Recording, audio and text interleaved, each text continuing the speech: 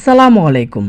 ঢাকা থেকে সৈয়দপুর বিমান ভাড়া কত টাকা এবং কি কি সুবিধা রয়েছে, আপনারা কত কেজি পর্যন্ত নিয়ে যেতে পারবেন, সম্পূর্ণ বিষয় কিন্তু আজকে আলোচনা করব। আজকের এই ভিডিওটি অনেক গুরুত্বপূর্ণ হবে।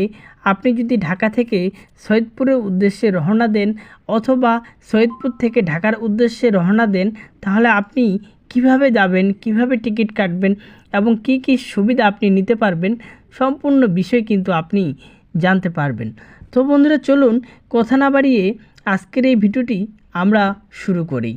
ভিডিওটি শুরু করার আগে আপনার কাছে ছোট্ট একটি অনুরোধ, আপনি যদি আমার চ্যানেলে নতুন হয়ে থাকুন চ্যানেলটি সাবস্ক্রাইব করে রাখুন এবং ফেসবুক থেকে দেখে থাকলে ফেসবুক পেজটি ফলো করে রাখুন নতুন আপডেটগুলো পাওয়ার জন্য।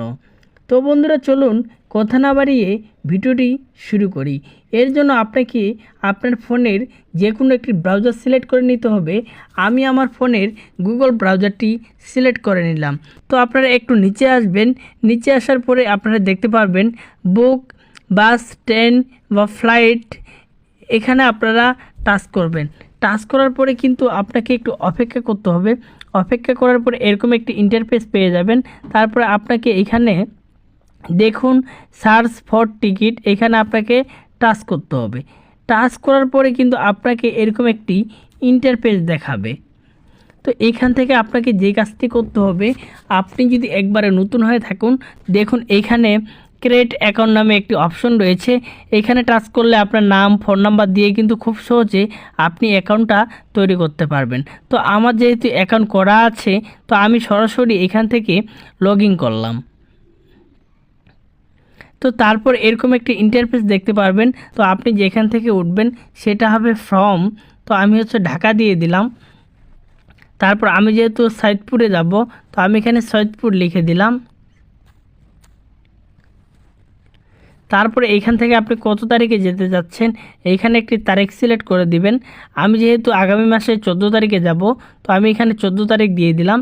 তারপর এখানে আপনি যদি একা থাকেন তাহলে 1 থাকবে, আপনার সাথে যদি বাচ্চা থাকে তাহলে বাচ্চা দিয়ে দিবেন বা চিলড্রেন। তো আমার যেহেতু কেউ নেই, আমি একা, তো এখান থেকে আমি দেওয়ার পরে এখানে সার্চ করব। তো সার্চ করার পরে একটু আমাকে অপেক্ষা করতে হবে। তো দেখুন এখানে কিন্তু অসংখ্য বিমান রয়েছে। প্রথম যেই বিমানটা রয়েছে এটা কিন্তু 7টা 15 ছাড়ে এবং 8টা 15 কিন্তু সৈয়দপুরে ল্যান্ড করে এবং তারপরে যে বিমানটি আছে এটা সন্ধ্যা 7টা 15 ছাড়ে এবং 8টা 15 ল্যান্ড করে। এখানে কিন্তু সব ইউএস বাংলা রয়েছে। আর আপনারা কিন্তু প্রাইসগুলো দেখতেই পারতেছেন যে প্রথম যেই বিমানটি রয়েছে সেটা 5732, তারপরে রয়েছে 5732, 6389, তারপর আরও একটা আছে ইউএস বাংলা 6389।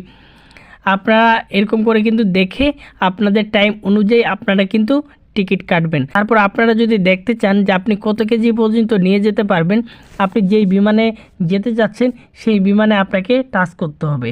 টাচ করার পরে এখানে আপনি দেখতে পারবেন, দেখুন এইখানে আপনার কত টাকা টোটাল দিতে হবে, এখানে কিন্তু সব দেওয়া আছে। তারপরে এইখানে কিন্তু আপনি দেখতে পারবেন যে আপনি 7 কেজি কেবিন এবং চেকিংয়ে আপনি 20 কেজি পর্যন্ত নিয়ে যেতে পারবেন।